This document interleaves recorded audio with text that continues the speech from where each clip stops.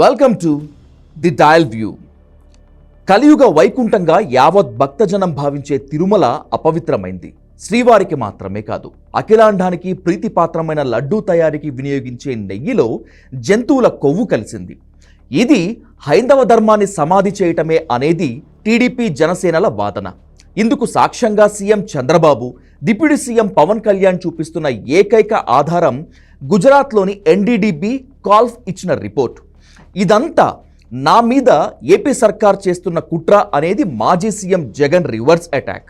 ఇక తిరుమలలో టీటీడీ మాజీ చైర్మన్ కరుణాకర్ రెడ్డి ప్రమాణం చేస్తే, మరొక టీటీడీ మాజీ చైర్మన్ ఎస్వి సుబ్బారెడ్డి అయితే ఏకంగా నిజాలు తేలాలంటూ సుప్రీంకోర్టు మెట్లెక్కారు.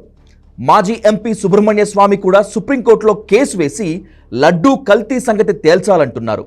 ఇదంతా పొలిటికల్ వార్ అని ఒకవేళ అనుకుంటే, తిరుమల లడ్డూ వివాదం, జంతు వ్యర్థాలు, జంతువుల కొవ్వు వినియోగం ఎపిసోడ్లో అంతు చిక్కని 10 ప్రశ్నలు ఉన్నాయి.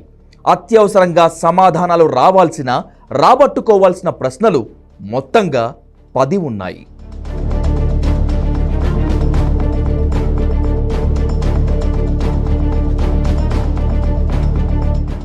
Question number 1. CM Chandrababu Naidu చెప్తున్న ప్రకారమే నెయ్యి శాంపిల్స్ తీసుకుంది, తుది ఫలితం వచ్చింది, ఎన్డీడీబీ రిపోర్ట్ వచ్చింది 2024 జూలై నెలలో. అంటే అప్పటికి ఆంధ్రప్రదేశ్లో అధికారంలో ఉన్నది కూటమి సర్కార్. 2024 జూలై నాటికి సీఎం చంద్రబాబు నాయుడు గారే. అలాంటప్పుడు ఒకవేళ కల్తీ జరిగి ఉంటే, లడ్డూలో జంతువుల కొవ్వు కలిసి ఉంటే అందుకు బాధ్యులు చంద్రబాబు నాయుడు అవుతారు. కానీ వైఎస్ జగన్కు టీటీడీ మాజీ చైర్మన్లు కరుణాకర్ రెడ్డి, ఎస్వి సుబ్బారెడ్డికి ఏం సంబంధం? ఎన్డీడీబీ రిపోర్ట్ అధికారికంగా విడుదల చేయకుండా చంద్రబాబు ఎందుకని బయటకు చెప్పారు? టీడీపీ నేతల దగ్గరికి రిపోర్ట్ కాపీలు అసలు ఎలా వచ్చాయి?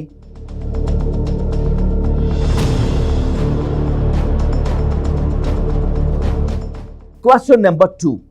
తమిళనాడులోని ఏఆర్ డైరీ సరఫరా చేసిన నెయ్యి కల్తీ అయినట్లు కదా ఎన్డీడీబీ రిపోర్ట్ ఇచ్చింది. ఒకవేళ ఇదే నిజం అనుకుంటే, తిరుమల పోర్టుకు వెళ్లే ముందు కదా టెస్టులు జరపాల్సింది. కల్తీ లేదు, అంతా ప్యూర్ అండ్ సేఫ్ అని ల్యాబ్ రిపోర్ట్ ఇచ్చిన తర్వాత, నిర్ధారించిన తర్వాతే కదా లడ్డూ తయారీకి నెయ్యి వాడాల్సింది. అంటే ముందు ఎలాంటి టెస్టులు జరపకుండానే నెయ్యిని పోర్టుకు పంపారా? అలా పంపిన నెయ్యితో లడ్డూలు తయారు చేసిన తర్వాతే మిగిలిన దాన్ని శాంపిల్స్కు పంపారా? లేక తయారీ తర్వాత లడ్డూలు పంపారా?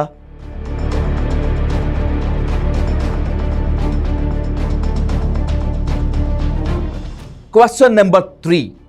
ఒకవేళ ఏఆర్ డైరీ సరఫరా చేసిన నెయ్యిని లడ్డూ తయారీకి పంపి ఉంటే అంత బాధ్యతారాహిత్యంగా వ్యవహరించిన దుర్మార్గులు ఎవరు? వాళ్ళ పేర్లు, వివరాలు ఏమి? కోటాను కోట్ల హిందువుల మనోభావాలను గాయపరిచి సాక్షాత్తు శ్రీవారినే అవమానించిన ఆ దుర్మార్గుల మీద క్రిమినల్ కేసులు టీటీడీ బుక్ చేసిందా? క్రమశిక్షణా చర్యలు తీసుకున్నారా? తీసుకుంటే ఎలాంటి యాక్షన్ తీసుకున్నారు? లేదు, కల్తీ నెయ్యిని గుర్తించి ట్యాంకర్లను వెనక్కు పంపేశాం, శాంపిల్స్ టెస్ట్ చేస్తే జంతువుల కొవ్వు ఉన్నట్లు ఎన్డీడీబీ రిపోర్ట్ ఇచ్చింది అనుకుంటే, అలాంటప్పుడు ఆ కల్తీ నెయ్యితో లడ్డూలు తయారీ చేయనట్లే కదా. అలాంటప్పుడు శ్రీవారి లడ్డూ కలుషితం ఎలా అవుతుంది?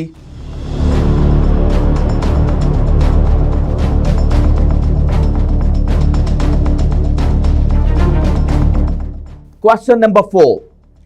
మేము ఎలాంటి కల్తీ నెయ్యి సరఫరా చేయలేదు, ఇంత దిగజారిపోవాల్సిన అవసరం మాకు లేదు. అయినా సరే ఆరోపణలు ఎదుర్కొంటున్నాం కనుక మేము ఎలాంటి విచారణకు అయినా సిద్ధమే అని తేల్చి చెప్పారు తమిళనాడులోని ఏఆర్ డైరీ ప్రతినిధులు. తప్పు చేయలేదు అనేది వాళ్ల విశ్వాసం, నమ్మకం కాదు. ఏఆర్ డైరీ ఉద్దేశపూర్వకంగానే, కుట్రపూరితంగానే నెయ్యిని కల్తీ చేసి జంతువుల కొవ్వు కలిపారు అని అనుకుంటే, ఎన్డీడీబీ రిపోర్ట్ను బేస్ చేసుకొని ఎందుకని ఇప్పటి వరకు కేసులు పెట్టలేదు? ఎందుకు ఏఆర్ డైరీపై క్రిమినల్ యాక్షన్ తీసుకోలేదు? ఒకవేళ యాక్షన్ తీసుకొని ఉండుంటే ఆ వివరాలు ఎందుకు బహిర్గతం చేయటం లేదు?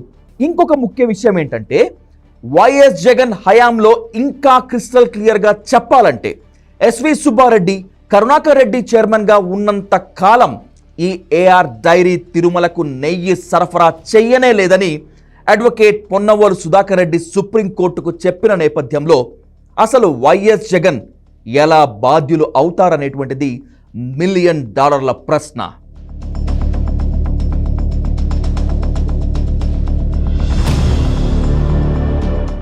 Question number 5.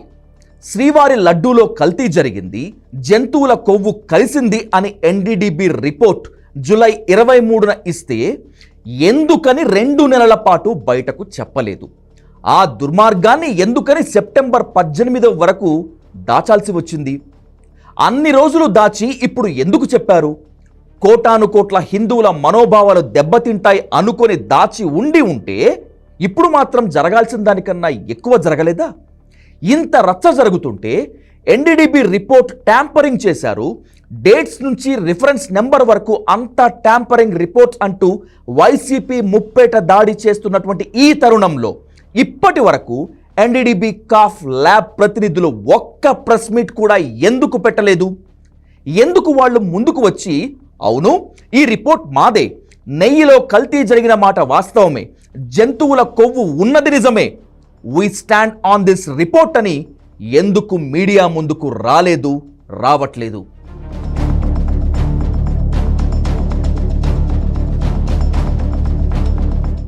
Question number 6.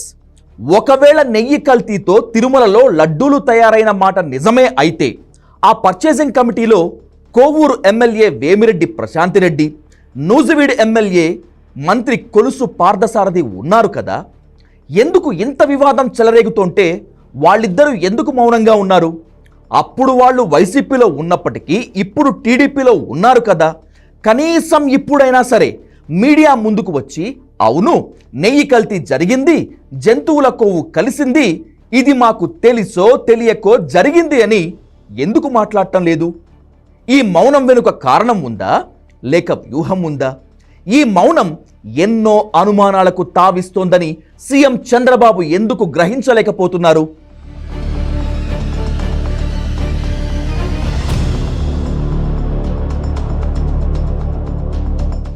Question number 7. అప్పటి వైసీపీ ఇప్పటి టీడీపీ నేతలు మాత్రమే కాదు, బీజేపీ సిఫారసు చేసిన వ్యక్తులు కూడా టీటీడీ బోర్డులో ఉన్నారు. బీజేపీలో టాప్ పొజిషన్లో ఉన్న నేతలు సిఫారసు చేస్తే 4 సార్లు వరుసగా టీటీడీ బోర్డు మెంబర్గా ఉన్నారు వైద్యనాథన్. ఇతను టీడీపీ వైసీపీ ప్రభుత్వాల్లోనూ టీటీడీ బోర్డు మెంబర్గా ఉన్నారు. మరి కనీసం వైద్యనాథన్ అయినా కల్తీ జరిగిందనో జరగలేదనో ఎందుకని ఇప్పటి వరకు రెస్పాండ్ కాలేదు? ఆయనకు ఈ రచ్చంతా తెలియదా లేక తెలిసినా నాకెందుకు అని సైలెంట్ మోడ్లో ఉన్నారా? ఇదొక బేతాళ ప్రశ్న.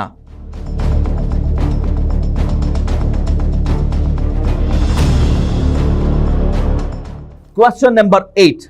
ఇవన్నీ ఒక ఎత్తు అయితే ప్రధాని నరేంద్ర మోదీ మౌనం అనేక సందేహాలకు కారణమవుతోంది.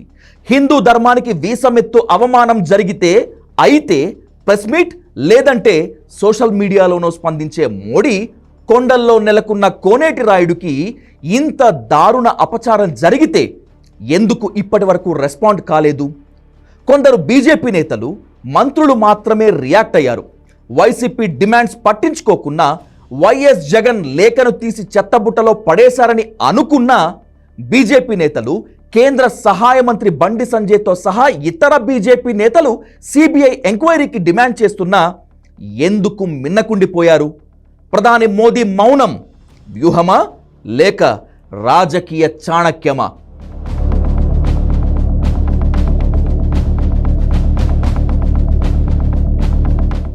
Question number 9. లడ్డూ కల్తీ జరిగిందని ఆరోపణలు ఓ పక్క, జగన్ హయాంలో ఈవో ధర్మారెడ్డి ఇష్టారీతిగా రెచ్చిపోయారని టీడీపీ నేతలంతా, ముఖ్యంగా సీఎం చంద్రబాబు తూర్పారపడుతున్నటువంటి ఈ తరుణంలో ఇంతకు అప్పటి టీటీడీ ఈవో ధర్మారెడ్డి ఎందుకని మౌనంగా ఉన్నారు? అసలు ఉన్నారా? ఉంటే ఎక్కడ ఉన్నారు? కొడుకు మరణించిన మైల తీరకుండానే శ్రీవారి ఆలయంలోకి వచ్చి అపవిత్రం చేశారనేటువంటి సీరియస్ అలిగేషన్స్ మోస్తున్నప్పుడు కూడా ధర్మారెడ్డి ఎందుకు మీడియా ముందుకు రావట్లేదు? ధర్మారెడ్డి నోరు విప్పితే మరెన్నో అపచారాలు ఆకృత్యాలు బయటకు వస్తాయా? అదే నిజమైతే ఏ అదృశ్య శక్తి ఆపింది, ఆపేస్తోంది అనేది అత్యంత కీలక ప్రశ్న.